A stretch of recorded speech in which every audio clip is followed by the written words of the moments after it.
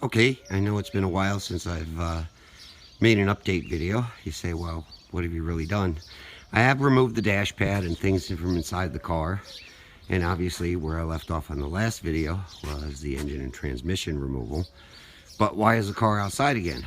Well, for a very good reason. Sorry about the mess, but I've got a Maxx Jaxx. I've busted it open, got all the parts all around. It's going to go here in the garage. I've had the concrete measured. I have 5 inches of concrete and it's the right PSI, so I'm not going to have much trouble installing it. There's the accessories, the power cart, the chair, the oil drain, all kinds of things. So I'm in the process right now of straightening things out and getting things ready. She's going to sit there on the inner column with space from the wall. The power and hydraulics will be actually mounted to the wall, and I'm going to run the line for the outer column, which will be out there. I'm going to run the line for the outer column on the ceiling so I don't have hydraulic lines running across the floor. She'll be set up for quite a while, but you know, then when I don't need the lift, I'll be able to unhook it and put it in the corner there, which will of course get cleaned out. Right now I'm in the process of getting rid of the packing. They pack very well, and here's some of the accessories. This is like if you have a truck and you need to raise it higher. And then, you know, the punch list, which was done very well. The chair and everything else. Here's my instructions. I've watched about 1 million videos on this. I could almost put it together without the instructions, but I will follow the instructions. It's a pretty nice unit. It really is, and I was very impressed with how it came and how quickly it came. Not too impressed with FedEx, who, you know, delayed the transit and everything. But yeah, once this is set up, the car goes back in and I'll be able to work on the underside and do things. And so I will post more videos of this Maxx Jaxx install as we progress. Thanks. Okay, just a little update. The wheels are on, the hydraulic connections are done. You go from the inside out, you lay it down. The handles are on. The safety locks have been installed and their covers. So that works out well. This is not a step-by-step how-to video. There's 1 million of those out there. I just wanted to point out, you know, that there's progress in that. I have to say the instructions, the numbering system, the fact that, you know, you have all of your hardware clearly numbered and marked, etc., makes it a lot easier to do. So instruction rating wise, I would give it a 9.5. The only reason I don't give it the solid 10 is there were 1 or 2 things that seemed out of order. Not that it affected anything, just like the safety lock thing was like one of the last things before everything else, and that's not the order. The other thing was, you know, there was a minor change. They wanted you to put a C-clip on, I'll show you, on the weldment. See that pin there, upper right, and it goes through. And I guess in the old one it went all the way through, as opposed to now they have it welded closed. So little minor changes, but other than that, this has been a breeze. They're easy to move now that they're on the wheels and you have handles.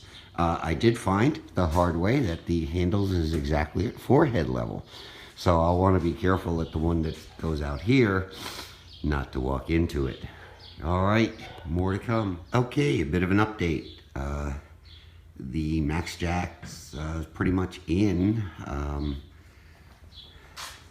Bolted to the floor, 5 inches of concrete, torqued properly, aligned properly. And the cart with my shirt hanging on it is all put together. What I haven't done is attached everything in terms of the hoses. I'm waiting for an additional hose to come because I'm actually going to run the far hose across the ceiling and down to this one. I talked to Maxx Jaxx and they said you really should have equal length hoses. So I had bought one extra length hose thinking, you know, just use that one, but I have to have two. Some notes. The chair, which is full of concrete dust right now. It was very dusty in here and I have to clean. Cool thing is, comes out of the box and it's already assembled. One less thing to worry about. So some advice on this, if you're gonna do it and you need to bolt it down. It's really strange the way they give you the bolts, and let me show you what I'm talking about. They, keep my hand from each one of the units, each one of the anchors comes with one of these in it. But these are not the ones you finally bolt in. There's longer ones you finally bolt in. Okay, not a big deal. But none of these are the ones you pound it in with. What they give you is one long bolt and one nut. And this is the one that you put in there. You measure the 5/8 of an inch, you know. I get a piece of metal in my finger. Anyway, this is what you actually pound it in place and then keep reusing it. They only give you one. They give you one bolt, they give you one nut, and you reuse it for all 10. The problem is, by the time you get to the last few, everything's deformed. You definitely can't move that bolt off of there. I mean, the nut off of there. So just be wary. You may want to get yourself an extra one and an extra nut. And just so you can see, while the head is SAE, the bolt itself is M16. It's metric. It's a metric bolt. Here, I'll show you on one of these. There we go. See? It's an M16-2. So, just a bit of advice. Other than that, it was fairly easy to put together. It was just, you know, those kinds of challenges. Getting them to get an 1/8 of an inch below the surface of the concrete is also a challenge. I can't say they all are. However, we did use concrete epoxy on the bottoms, so you know these things are not going anywhere. Again, here's the the power unit and hydraulics. Another thing, another piece of advice: shims.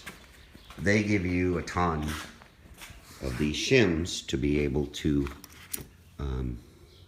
line it up perfectly, right?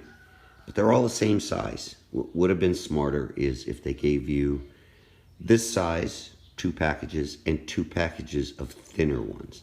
The reason being is sometimes you just need half that thickness to get to where you need if your garage floor is pretty straight, but you know. Anyway, very pleased. Everything operates the way it's supposed to. This is the release for the safety locks. Everything works. The real test will be when we actually have everything put together and put a car on it. The first car that's going to be on it is the 70, as I work on the underside. And yeah, I'm looking forward to it. Well, she's in and installed. I haven't tested it with a car yet, but I have raised it all the way up, raised it all the way down. The locks all work, the unlocks all work. So far, so good. I have one minor leak on a fitting that I added because I added 12 feet of line to each side. They told me to make it equal so that I could run this up there. But on this one, for some reason, the coupling...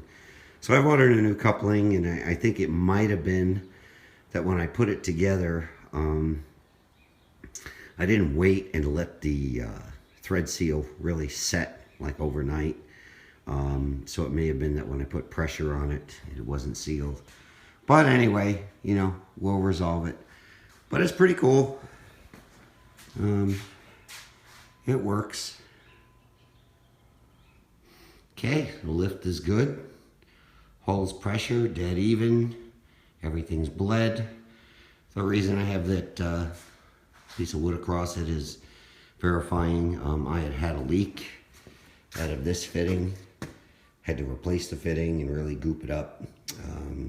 You know, if I left it up like that for a couple hours, it would just spit all over here.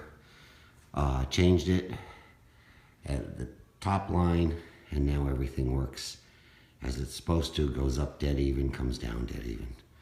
So I'm ready. So being that today was a nice day,